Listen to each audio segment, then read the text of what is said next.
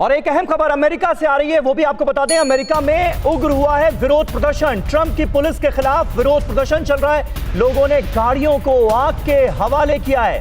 हिंसा के बाद विस्कॉन्सिन में कर्फ्यू लगा दिया गया है। आपको याद होगा, कल ही टीवी9 भारतवर्ष ने सबसे पहले आपको यह खबर दिखाई थी कि किस तरह से विस्कॉन्सिन में जैकब नाम के एक अश्वेत को गोली मार दी गई। अमेरिकी पुलिस के जवानों ने ताबड़तोड़ 7 फायर किए थे इस शख्स के ऊपर। और उसके बाद ब्लैक लाइव्स मैटर ये आंदोलन एक बार फिर जोर पकड़ता हुआ अमेरिका में नजर आ रहा है। ये तस्वीरें एक बार फिर देखिए किस तरह से जैकब को हिरासत में लिया जाता है।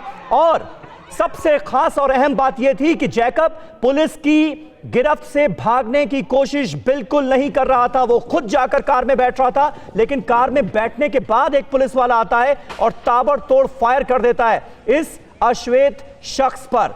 और अब इस घटना के सामने आने के बाद जगह जगह अमेरिका में एक बार फिर हाहाकार नजर आ रहा है। उग्र विरोध प्रदर्शन शुरू हो चुके हैं और कई जगहों पर गाड़ियों में आग लगाई गई है। हिंसा भड़कती हुई नजर आ रही है, आगजनी की जा रही है और कानून को अपने हाथ में लेने की कोशिश हो रही है। मनीष झा हमारे साथ इस वक्त मौजूद हैं। मनीष, कल जब हमने ये खबर ब्रेक की थी तभी ये आशंका जताई गई थी कि इस तरह के विरोध प्रदर्शन, ब्लैक लाइव्स मैटर आंदोलन एक बार फिर जोर पकड़ेगा। और अब जो ताजा तस्वीरें हमारे पास आ रही हैं वो इसकी गवाही दे रही हैं कि शुरू हो चुका है ये सब। जी हाँ, बिल्कुल समीर, और अफसोस की बात यह है कि अमेरिका को एक बार फिर से उन्हीं घटनाओं का सामना करना पड़ रहा है जो कि मई और जून में ब्लैक लाइव मैटर्स के आंदोलन के दौरान, प्रोटेस्ट के दौरान हमने देखा था।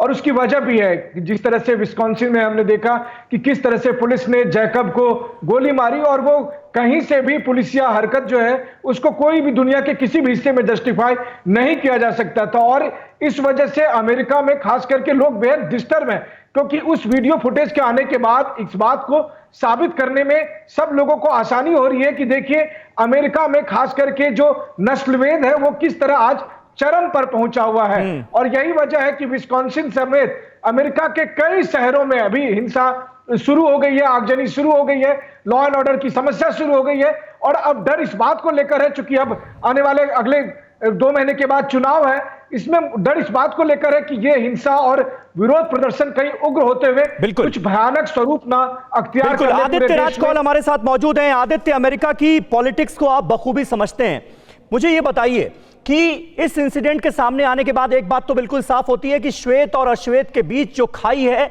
वो अभी भी बहुत चौड़ी है अमेरिका में। लेकिन आने वाले चुनावों में कुछ जानकार ये कह रहे हैं कि भाई इसका नुकसान नहीं, फायदा ही हो जाएगा डोनाल्ड ट्रंप को, क्योंकि पोलराइजेशन और बढ़ेगा श्वेत और अश्वेत के बीच में। क्या आपको भी ऐसा लगता है?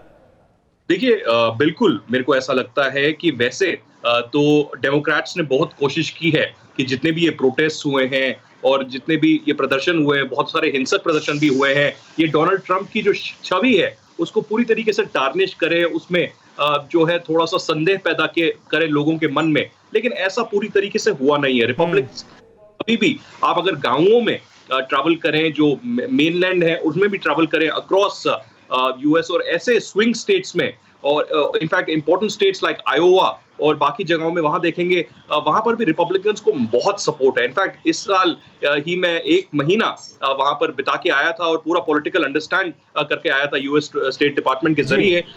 और मैंने खुद देखा कि डेमोक्रेट्स बिल्कुल जी जान कोशिश कर रहे हैं। अभी आपने देखा कमला हैरिस को भी कैसे लाया, और वो भी एक बहुत बड़ा प्लॉय था कि जो ब्लैक समुदाय है वो सारे करें इनको। लेकिन मुश्किल है, अभी भी जो रुझान है वो कह रहे हैं कि ट्रंप जो है बहुत ही मजबूती से आगे बढ़ रहे हैं। फिक्र आपकी, सोमवार से शुक्रवार रात 9 बजे सिर्फ टीवी9 भारतवर्ष पर।